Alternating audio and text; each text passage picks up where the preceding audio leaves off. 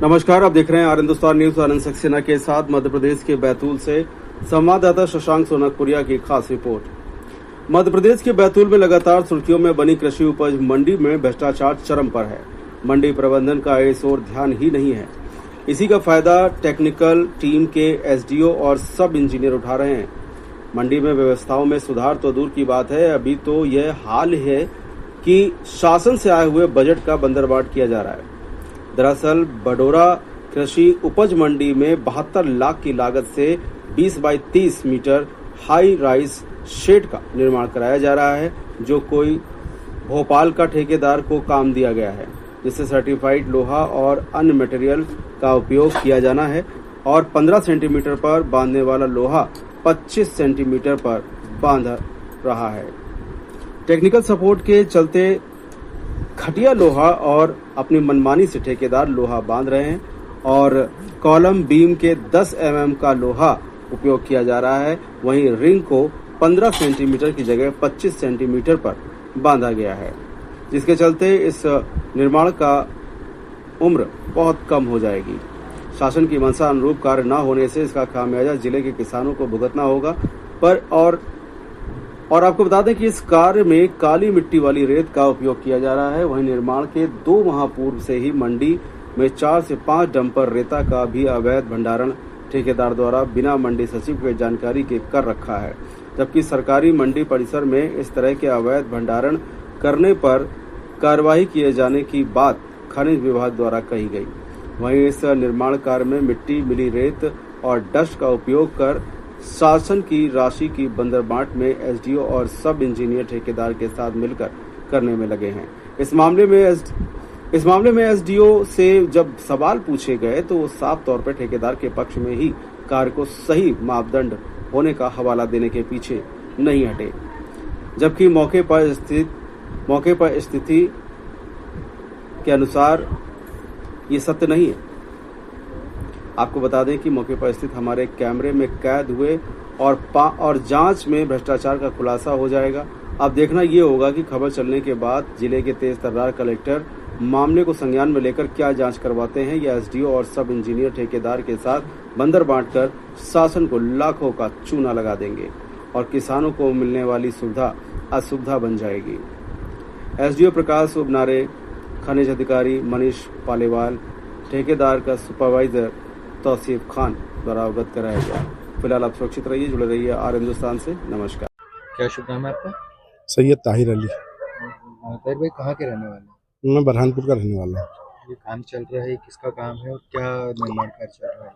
ये high rise set का निर्माण कार्य चालू है और ये जो है भोपाल से हैं GK वाधवानी, उनका काम है। कब कंप्लीट होना है, कब हुआ इसका टेंडर और कितनी लागत से बनने का है? लागत तो सेट को मालूम है, बाकी कंप्लीट का मेरे को ये मालूम है कि 9 महीने हैं। 20 से 25 दिन पहले इसका एग्रीमेंट हुआ है। 20 से 25 दिन पहले। और ये जो रेत लाकर डाली गई है, इसको कितना समय हुआ लगता है? रेत को भी ये समझ लो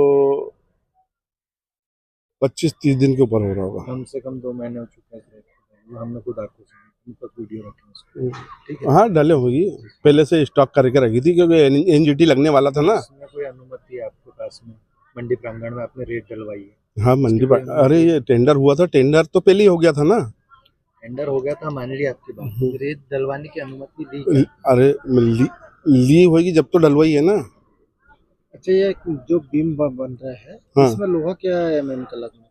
नीचे जो है 4 8 12 की है, ऊपर जो टॉप में 2 8 10 की है। और दूरी इसकी जो रिंग की है वो कितनी दूरी पे बनना चाहिए? ये जो बना है 8 सेंटीमीटर दूरी से, 8 सेंटीमीटर। निर्माण कार्य में रेत के साथ में क्या डस्ट का भी उपयोग किया जाएगा? जी सर, ये निर्माण कार्य चल रहा है, उसकी क्या लागत है और कब ये काम शुरू हुआ? देखिए, अभी हम यहाँ पर 20 बाई 30 मीटर का एक हाई राइज सेट बना रहे हैं। हाई राइज सेट मतलब जिसकी ऊंचाई 5 मीटर से 6 मीटर होगी और कर्व होगा। हाई राइज सेट इसलिए बना रहे हैं, अभी तक ये होता है कि यहाँ पर ढेरी सिस्टम चलता है मंडी में, और ढेरी सिस्टम में आप देख रहे होंगे कि यहाँ बोरे रखे हैं, लेकिन ये हाई राइज सेट में ऐसा प्रावधान है कि इसके अंदर हम ट्रक को भी अंदर ले जा सकते हैं, ट्रालियों को भी अंदर ले जा सकते हैं, और वहाँ पर ही उसके अंदर ही ट्रैक्टरों के माध्यम से नीलामी हो सकती है, ट्रालियों के माध्यम से नीलामी हो सकती है, ट्रक की अनलोडिंग लोडिंग जो है ट्रक शेड के अंदर हो सकती है। तो ये मतलब 72 लाख की लागत का हम एक 20 बाई 30 मीटर का शेड यहाँ पे निर्माणाधीन है, जिसका कि पिछले माह कार्यादेश कृषि उपज मंडी ने जारी किया है, और हमने इसको 9 माह का समयावधि दी है संबंधित एजेंसी को। तो हम इसको पूर्ण करने के लिए कोशिश कर रहे हैं कि हम 4 माह में इसको पूर्ण कर दें। समय से पहले हम उसको पूर्ण करने का प्रयास कर रहे हैं। तो निर्माण कार्य में रेत की जगह डस्ट का भी उपयोग किया जा रहा है। देखिए, क्रशर स्टोन डस्ट PWD के सर्कुलर के अनुसार अलाउ है। बैतूल में भी अलग अलग स्थान पर क्रशर स्टोन डस्ट का प्लांट चलता है, और टेक्निकली ये अलाउ है। उससे ज़्यादा मजबूत कंक्रीट आता है, उसकी टेस्टिंग भी कराई जाती है समय समय पर। हम उसकी टेस्टिंग कराएंगे। रेता में भी मिट्टी मिक्स है सर? रेता मिट्टी मिक्स है, तो रेत को धुलवाया जाएगा। संबंधित को निर्देश दिए जाएंगे, उपयंत्री को भी हम निर्देश देंगे इस बारे में। सर लोहा क्या mm का बनना चाहिए था बीमों में?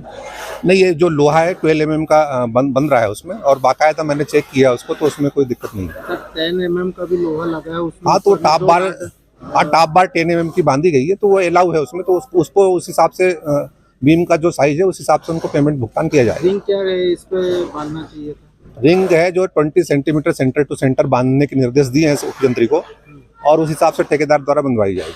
और उससे ज़्यादा दूरी तो बंधी है सर? हाँ, तो उसमें सुधार कार्य के लिए सब इंजीनियर को स्थल पर रहने के निर्देश दिए हैं। बीम भरा चुके हैं सर, अभी बीम का कार्य भराई चालू है, आप देख सकते हो।